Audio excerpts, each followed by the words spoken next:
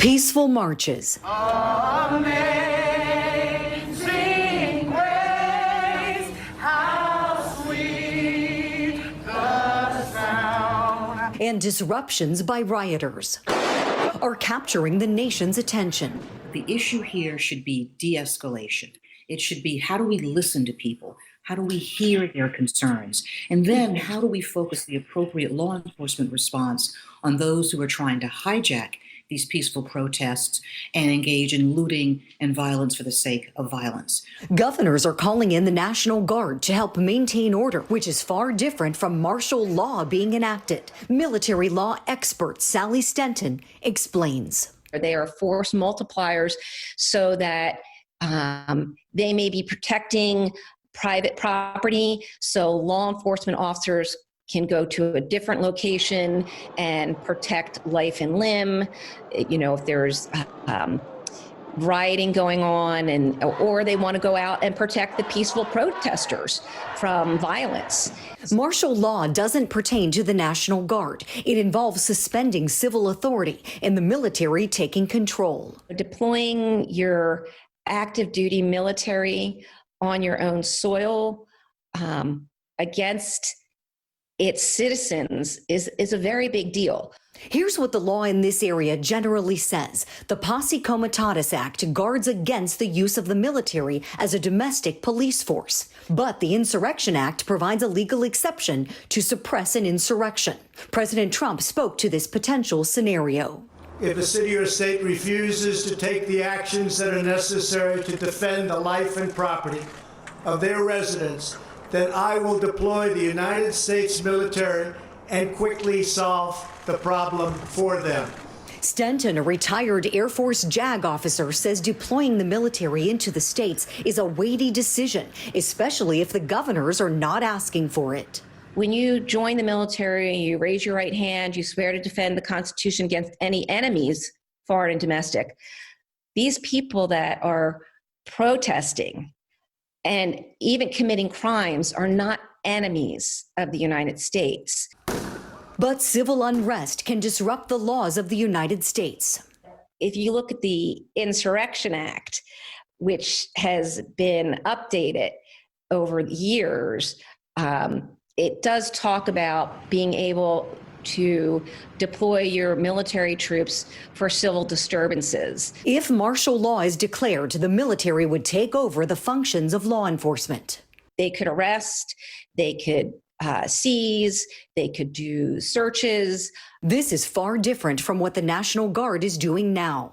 For the president just to deploy active duty military troops and declare martial law because of violence in a city,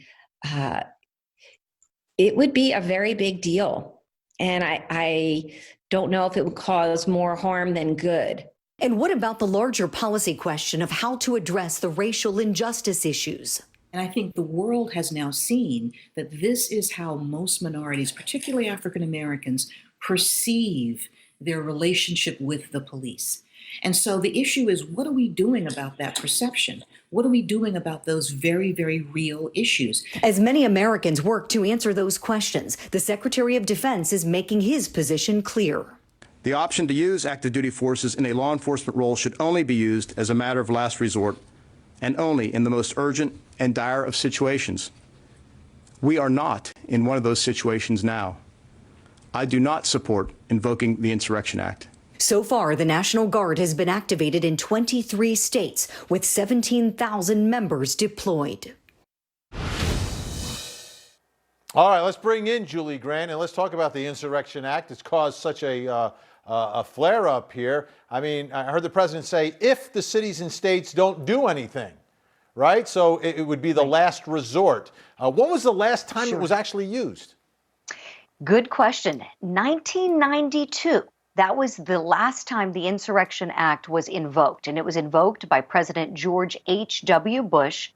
He was asked by then Governor of California, Peter Wilson, and he requested that help to help quell the riots that occurred after those 4 police officers were acquitted in the beating of Rodney King. So that was the most recent time. And this act has been updated through the years, and perhaps the most famous time that the Insurrection Act was invoked was back when Dwight Eisenhower sent the 101st Airborne Division to enforce the desegregation of public schools in Little Rock, Arkansas.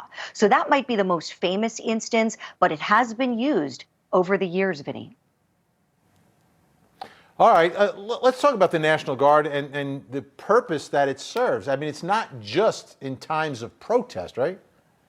Right, exactly. You know, these are military members that they serve on a part-time basis, generally in the U.S. I mean, we've seen them do everything from respond to natural disasters to even things like sorting mail during a postal strike. And most recently, they've been deployed because of COVID-19. So there have already been so many guardsmen deployed. I believe it's about roughly 45,000 already were spread out across the United States because of the pandemic. And then now add in the other roughly 17,000. We've got it roughly 62,000 spread out across the country right now in a position to try to help maintain order. Let's take a listen to former Attorney General Loretta Lynch, who's speaking about this. Let's take a listen. You go back to the original incidents about the death of Mr. Floyd, you have police officers acting with impunity, with arrogance, and with no fear of retribution.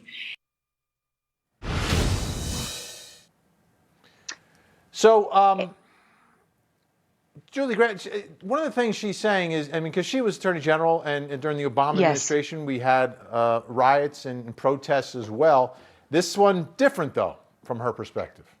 Right, most definitely. And the way she sort of characterizes this, Vinny, as the straw that broke America's back. Because when Loretta Lynch became Attorney General, that was back in 2015, think about some of the famous cases that the DOJ investigated. Eric Garner's death, Freddie Gray's death. So these cases were under her administration. So she's very familiar. And something she's been vocal about is that there's a divide right now. And in her opinion, it's up to law enforcement to try to breach that divide with the communities. And she's seen it happen. She's seen it happen where they take that courageous step to have the uncomfortable conversations and try to help restore faith where it's been lost. And she has acknowledged as well, though, that some of these terrible cases that we've been covering together on Court TV do sadly overshadow all the good work that good police officers do day in and day out. So we can't judge all by the actions of a few. And I know you certainly know that, Vinny, having been a prosecutor and with all your years of experience covering these types of cases.